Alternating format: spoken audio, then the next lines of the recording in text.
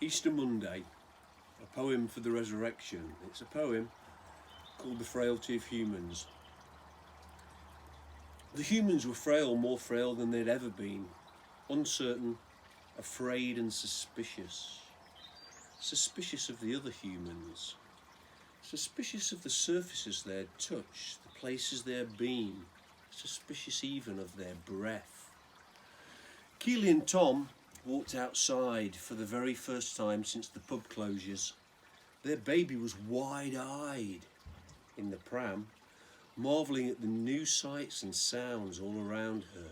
The bird song, the running water, the butterflies chasing each other in the dappled sunlight. Tom gripped his cigarette tightly between his lips and placed his can of Stella carefully in the long grass as he helped Keely lift the pram over the stepping stones. Billy stumbled precariously down the path. He knew not or cared not for the 2-metre rule, for he had overdosed and had no sense of where he was or who he was. The front of his shirt was stained yellow by the soil he'd fallen face down into. Keely and Tom looked afraid and shrunk back into the hedge by the narrow canal path, turning their faces and trying not to breathe as Billy staggered by.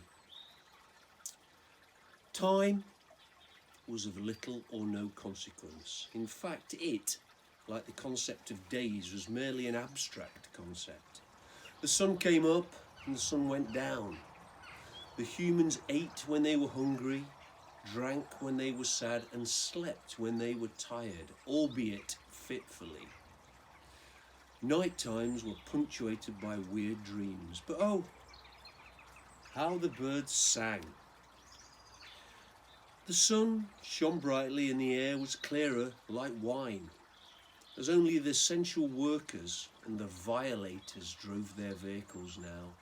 The violators drove hard and fast, for they were now kings of the road. Destination unknown, foot to the boards, engines roaring, not a care in the world, invincible. The streams and rivers ran much clearer, for the factories and the industries were now closed and no longer dumped their toxic waste. The garlic and the bluebells were thriving and sprouted between the trees in the warm sunlight. Oh, and how the birds sang! They sang so clearly and so tunefully. Yet still, the humans were afraid. Feverishly, they took photographs of flowers and trees and birds and butterflies and skies and sunsets, as if they'd never ever seen them before.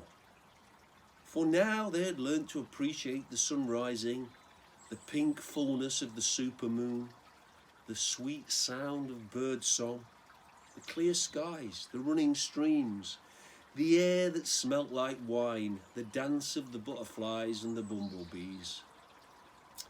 Yet they still felt afraid. They were afraid of what the new normal would be like. For this was their lives now, and they really did not want to go back to the old ways. The humans were frail, perhaps more frail than they had ever been. But this too, like all crises before, shall pass.